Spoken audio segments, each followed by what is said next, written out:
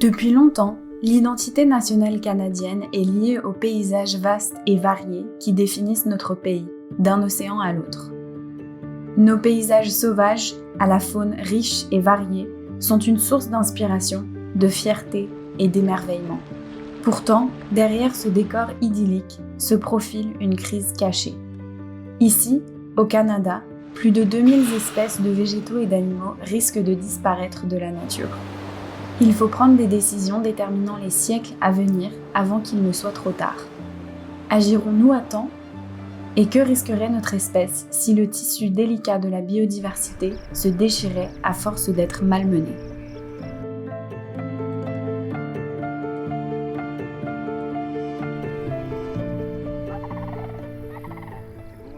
Sans biodiversité, nous n'existerions pas. Insectes, reptiles, amphibiens, oiseaux, mammifères, ils ont tous des habitats. Zones humides ou prairies indigènes, prairies cultivées, zones riveraines ou forêts. Ces espaces diffèrent par leurs composantes et la faune qui y vit. On ne peut pas simplement déplacer un oiseau de prairie dans une forêt et s'attendre à ce qu'il s'y épanouisse. C'est impossible. Il faut donc préserver la coexistence des différents types d'habitats naturels pour soutenir la biodiversité autant que possible.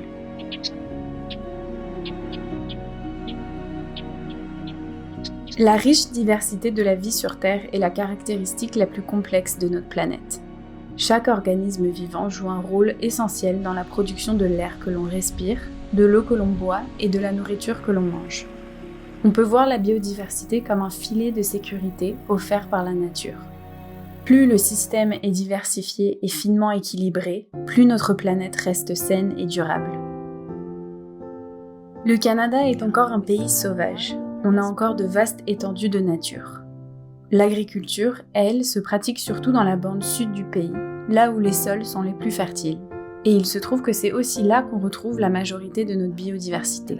Donc il y a un vrai chevauchement. Environ 90% des espèces en péril au Canada vivent dans des paysages agricoles. Ça ne veut pas dire qu'elles vivent toutes sur des fermes, mais elles habitent dans des milieux qu'elles partagent avec l'agriculture.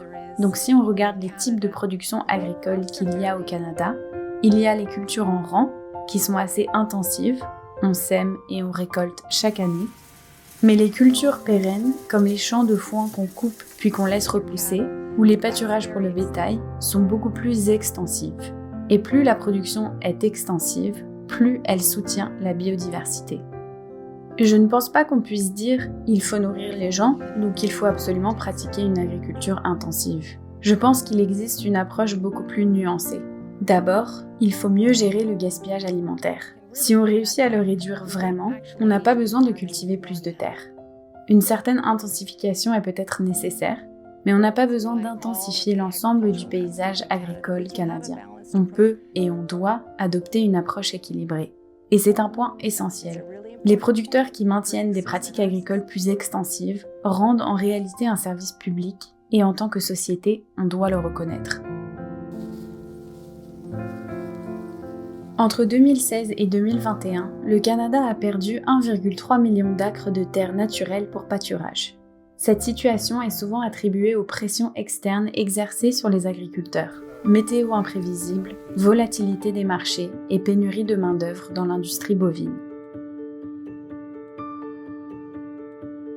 On ne peut pas en vouloir à un éleveur qui décide d'arrêter l'élevage pour reconvertir ses terres. Il cherche simplement à gagner correctement sa vie. Il existe de nombreux mécanismes économiques et facteurs de risque qui rendent l'agriculture plus attrayante sur le plan financier.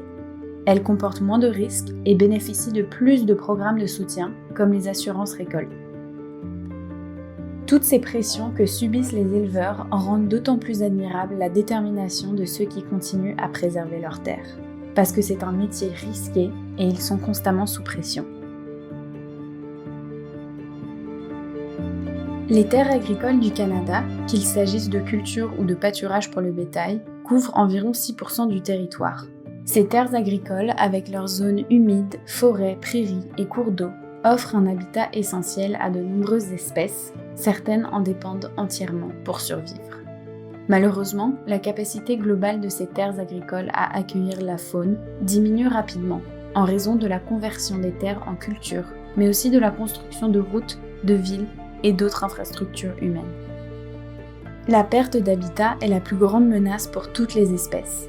Lorsque certaines parties d'un habitat sont détruites, ça entraîne une fragmentation. Les milieux naturels se morcellent, laissant aux espèces des zones plus petites et isolées, avec moins d'espace pour trouver ce dont elles ont besoin pour survivre. Certaines se retrouvent alors en grand danger d'extinction. Avec la pression constante pour convertir les milieux naturels, la proportion d'habitats fauniques sur les fermes et ranchs bovins a augmenté. Les terres consacrées à l'élevage bovin au Canada représentent 40% des terres agricoles, mais soutiennent 74% de la capacité des habitats essentiels à la nidification et à l'élevage des jeunes, grâce à la relation symbiotique entre bétail et faune. Il y a plusieurs facteurs qui expliquent la disparition d'espèces et le nombre croissant d'espèces en péril. La perte d'habitat est l'un des plus importants. Beaucoup d'espèces en péril ont des besoins très spécifiques en matière d'habitat. Par exemple, un papillon de nuit peut dépendre entièrement d'une seule espèce de plante pour survivre. Et si cette plante disparaît, le papillon disparaît lui aussi. Beaucoup d'espèces ont besoin de vastes corridors naturels interconnectés pour survivre. Et pour plusieurs d'entre elles, comme les cerfs, les orignaux, les wapitis, les ours ou les cougars, de simples poches isolées ne suffisent pas. Elles ont besoin d'un paysage connecté. Il faut prendre conscience de l'importance des milieux naturels qu'il nous reste, et cette prise de conscience, elle nous concerne tous. La conservation, c'est l'effort qu'on fait pour reconnaître et protéger ces écosystèmes naturels, ou aussi naturels que possible, pour éviter de les perdre, que ce soit à cause du développement ou de la conversion des terres. Mais c'est aussi une question de gestion de leur santé. Lutter contre les espèces envahissantes, restaurer certains milieux dégradés, c'est ça la responsabilité qu'on partage. C'est ça prendre soin de nos milieux naturels. Je pense que le mot-clé, c'est vraiment partenariat. On doit travailler en partenariat avec les producteurs. Il faut faire attention à ce qu'on fait, quand on le fait et comment on le fait. Mais ce qui est essentiel à retenir, c'est que dans tout ce qu'on entreprend, ça ne doit pas se faire sur le dos des producteurs. La conservation doit se faire avec eux, pas à leurs dépens. Il faut vraiment qu'on se soutienne mutuellement, qu'on crée ensemble de l'espace pour la faune. Et ça ne veut pas dire qu'on doit retirer les terres productives de la production. Je crois qu'on peut trouver des moyens d'accroître la biodiversité sur les terres agricoles et qu'il y a là un rôle essentiel à jouer. Et d'ailleurs, beaucoup de producteurs le font déjà. Certains des habitats les plus précieux du Canada dépendent du soin des éleveurs, dont plusieurs veillent sur ces paysages depuis des générations. Qu'il s'agisse de prairies, de milieux humides ou de forêts, chacun de ces écosystèmes nécessite une gestion attentive pour rester en bonne santé. Grâce à une planification rigoureuse, les éleveurs maintiennent ces milieux vivants, productifs et riches en biodiversité. Partout au Canada, leurs histoires illustrent leur savoir, leur engagement et le soin qu'ils portent à ces terres. Mon nom est Victor Drury. On est ici sur ma ferme. La ferme, c'est à mon nom propre. Fait que Victor Drury, je vis ici. Je suis deuxième génération de ferme bovine. Mon père qui est à côté de moi, c'est Guy Drury. Et je vis ici avec ma femme et mes 3 enfants. Et je suis en production depuis 7 ans officiellement, mais j'ai toujours travaillé toute ma vie sur la ferme pendant les étés quand j'ai fait mes études. Fait qu'on est ici aujourd'hui pour bonifier ce qu'on fait dans la production bovine auprès de la biodiversité. Fait qu'on est ici dans des champs de pâturage pérennes et qui ont beaucoup d'autres vies qui vivent dedans. Fait qu'il y a des espèces d'oiseaux, il y a des espèces d'insectes, il y a des chevreuils et toute autre sorte d'animaux qui vivent ici. Fait que l'idée, c'est pas seulement la production bovine qui vit sur notre ferme, il y a beaucoup d'autres choses qui vivent ici aussi. Et pour moi, personnellement, ce qu'on a fait, on a fait 2 choses. On a réservé un de mes champs qui avait des oiseaux en danger, en péril. Et pour ce champ-là, on a retardé la fauche du foin et on a retardé le pâturage des animaux pour donner une chance aux oiseaux de créer leur nid et d'avoir le petit oisillon. Ce qu'on fait sur notre ferme avant le 15 juillet, on a attaché une barre au devant du tracteur, une barre d'effarouchement qui a des chaînes qui traînent par terre en avant de la faucheuse pour que les oiseaux qui sont dans leur nid puissent voler à l'air au lieu d'être coupés par la faucheuse. Moi, j'aime les bovins, mais si je peux aussi aider les oiseaux sans nuire à ma production, moi, je suis tout oreille.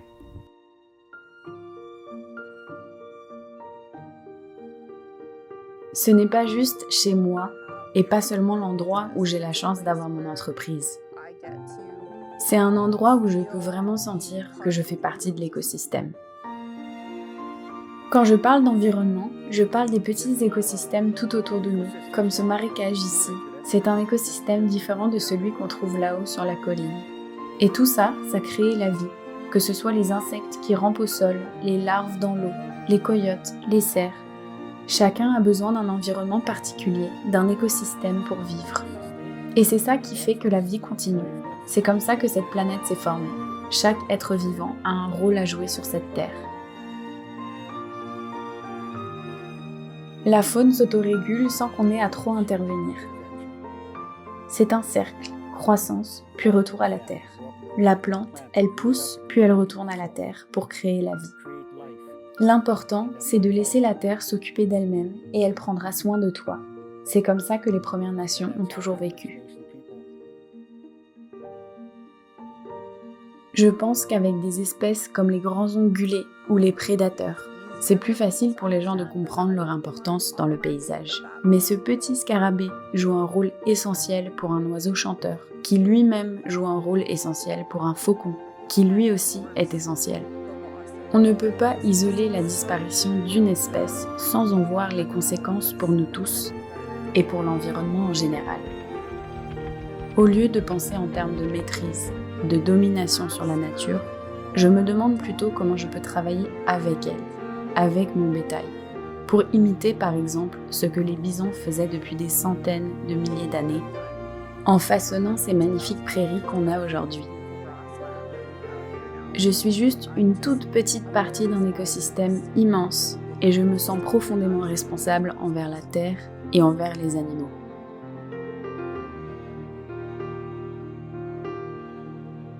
On a vraiment de la chance ici d'avoir une grande diversité d'écosystèmes. J'ai pu découvrir plein de formes de nature différentes. Il existe un papillon très menacé, le damier de Baltimore, et sur la ferme, dans la zone humide de Canards Illimités, sa population est en bonne santé. Ce qui me passionne, c'est tout ce qui touche à la biodiversité et à la conservation. Et j'ai eu la chance de grandir avec un père qui s'y intéressait déjà. Cette diversité naturelle est essentielle pour aider les espèces qui, normalement, vivaient ici et leur offrir encore un milieu où s'installer. Sans le pâturage tel qu'on le fait, des espèces comme le goglu des prés, le chevalier semi-palmé ou certains moineaux auraient disparu. Beaucoup d'oiseaux nichent au sol. Ils pondent au début juin et leurs petits quittent le nid à la mi-juillet. Alors on fait paître certains champs, ceux où ils ne nichent pas encore, entre le début et la fin mai, puis on les laisse tranquilles jusqu'à mi-juillet. Les goglus des prés sont l'un de mes oiseaux préférés. Quand ils chantent en volant, c'est un vrai plaisir à observer. Et ils mangent des insectes. Ce sont des insectivores aériens. Ils mangent des insectes volants comme les taons, les moustiques et toutes ces bestioles qui dérangent aussi notre bétail. C'est un bel exemple de synergie. La nature travaille avec nous et nous avec elle.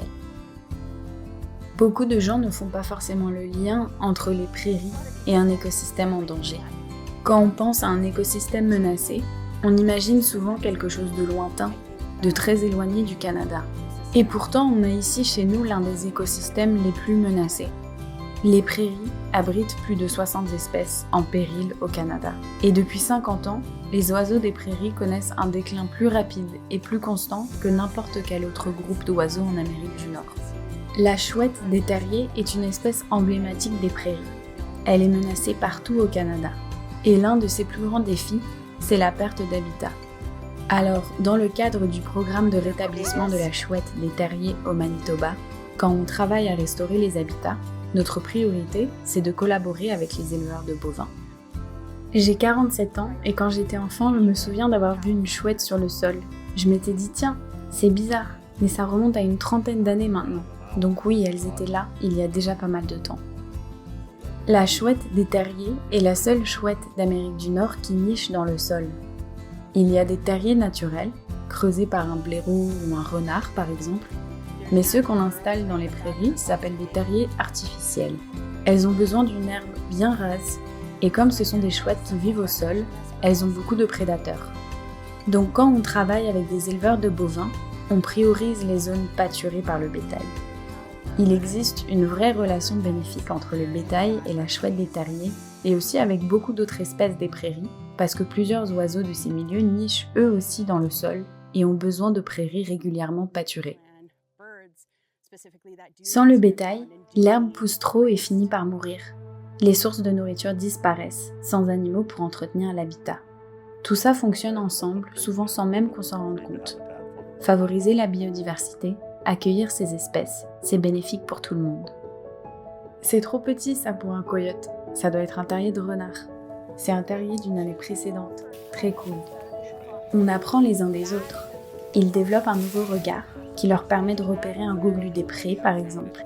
Avant, ils n'y prêtaient pas forcément attention, maintenant ils savent à quoi il ressemble, où il niche, quoi observer. C'est ça, voir autrement. Et moi, j'apprends à voir autrement l'agriculture.